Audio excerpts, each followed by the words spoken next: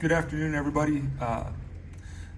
I'll introduce myself in Ojibwe as best I can. I don't speak Ojibwe very well, but I try. So Makade Makwa Ninjinikas Makwadode Mashkuzibi Nindunjaba.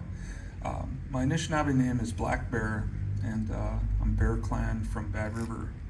And our reservation is named namesake Bad River is actually Mushkazibi, Medicine River, or the Great Swamp River.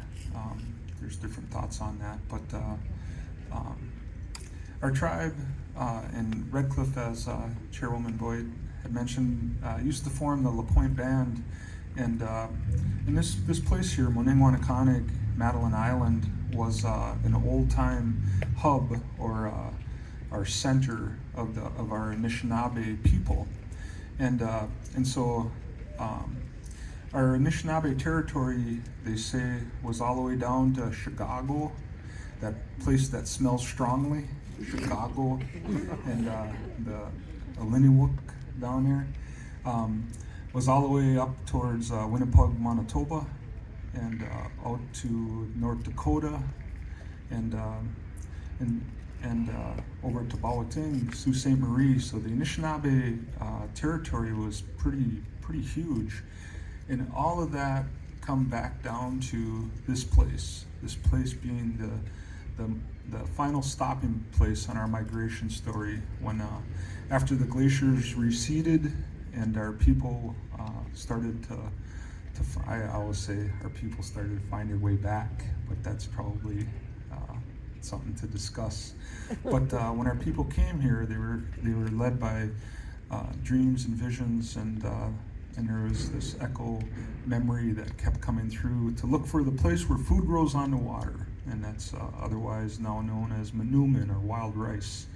And so we actually overshot this place, and they got up into the Duluth Superior area, and after further review, they to go further in this world and in this universe and in this reality, we had to go back a little bit. And I think the United States is probably at that point right now too, by the way. But we came back to Mooningwaanikaaning, Madeline Island, and this became the final stopping place in our migration story. It became our ancestral center, and to this day is still the spiritual center of Anishinaabe people. I just mentioned at some doings over by the graves in the cemetery there, where everybody was sharing words, that Dr. Anton Troyer once remarked that we may not all, as Anishinaabe, we may not all live on the island anymore, but the island is still at the center of so many of our lodge ceremonies and so many of our prayers. And in that way, it's kind of an old-time prayer airport with Anishinaabe tobacco and prayers touching down and heading out probably to Ishpeming, not Ishpeming, Michigan, but Ishpeming, that highest place up there by the Creator.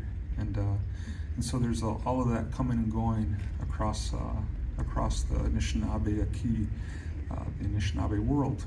And it's a beautiful thing. And so a couple blinks of an eye ago, in 1854, our chiefs were in a treaty halt here today, today being Treaty Day. And we're recognizing and honoring that. We started a day.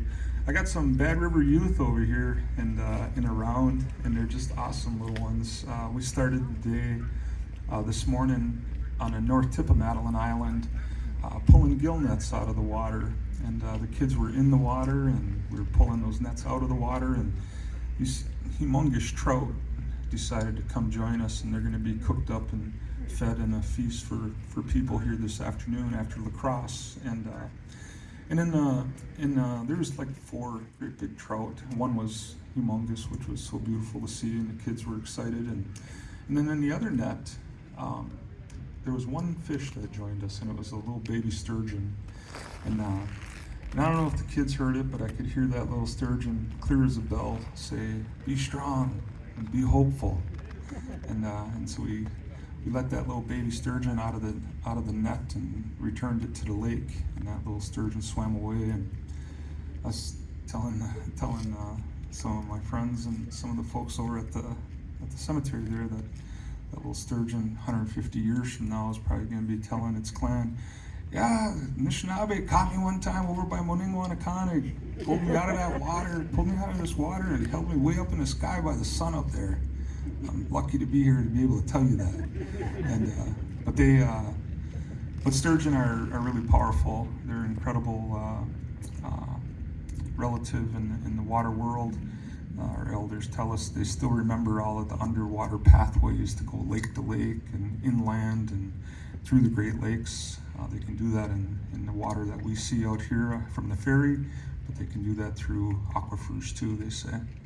And so it was beautiful to see that stuff, but to see our children on the Treaty Reserve Fish Camp up on the north tip of Madeline Island, to see our children setting nets in this place was incredibly beautiful. Like I say, our chiefs were in the treaties, they ceded land, they retained and reserved certain rights, hunting, fishing, gathering, kept reservation parcels that became our sovereign nations that they are today, and they gave us everything that we need to live a good life. And those fish were more than just fish. If things were really bad and we didn't have money, and I hope no one ever finds themselves without $1.79 in their pocket, standing in a gas station looking at water, thirsty, and seeing that Dasani costs $1.79. But that'd be a tough place to be staring at that water and not having $1.80 in your pocket. Well, for us, there's been times where food was scarce and times were tough, and our old people, our old chiefs left us. They left us a trail to follow, to live a good life, to live a spiritual life, but to also glean off the land and water food and everything we need to raise our families and to go on into the future. And so when those fish arrived, those fish carried a message too, and they said, "You will have food to eat today, and today's a good day." And our little kids were right there; they were just squealing and laughing. And one of those little guys, he held up that fish and he yells over to his buddy, "Nailing!" He says, "Nailing!" And from about 100 yards away, Nailing down the beach playing, his jaw dropped right there. And it's awesome to see that youthful exuberance when they're engaged in harvesting like that. And so this place is powerful. The fishery out here is powerful. 2.5 miles away on a canoe paddle, we'd be in the Kakagan sloughs into the powerhouse of the wild rice beds that are connected to this island. Those 47% of the wetlands right over here across the water connect into Shagawamakun, the place of giant beavers, otherwise known as Shawamagan Bay, Shagawamakun. Shawamagan Bay is been described as a flat, sandy, shallow bay that is more akin to an inland lake than actually the big lake, but it is a big lake. It is part of Lake Superior. When you go back across the ferry, if the fog lets us see, you'll see a little doorway, and there's Long Island, Shawamagan Point over here, and it's about a mile wide between Shawamagan Point and Bayfield Peninsula. That doorway goes through into Shawamagan Bay. When you look at the Apostle Islands, as with the 180-foot deep channels around us, you look at the 47% of the wetlands. Over here, Kakagan is an Ojibwe word that essentially boils down to fish nursery. You look at this flat, sandy bay over here, Shawamagan. It forms a triangle of incredible fishery power. The habitat is like micro power packed in this place, and that's another reason why this was always the center. Only wild rice on Lake Superior is here. We get special rocks over that are sacred over in Bad River. It's the only place in Lake Superior that you find those certain rocks. Those are all signs that our old people looked at to carve this place out as the place where we should stay. That wild rice was the message. And there's portage trails from this place where we're standing right now. There's portage trails over to Lac de Flambeau and all of those inland lakes, down by LCO and all of those inland lakes, over to Iron River and the Pike Chain and all those inland lakes. There's portage trails to all of those wild rice lakes. and we made our life there like that. And I would even say that at the junction of the White River and the Bad River, just a short paddle from here, there's the old Indian Trail. And the old Indian Trail shoots south, goes up into the upper watershed, shoots through a place called the Pinocchio Gap near Mellon, Wisconsin. And if we kept on trucking on the Indian Trail, we'd end up down in Cahokia, where the mound builders were down in Illinois. And that gets to the fact that in the old days, this was a Mecca. This was an old-time Jerusalem for Anishinaabe, but it was also a trade center that was on a scale worldwide. We had one of our medicine men telling us stories about how wild rice is found all over the world.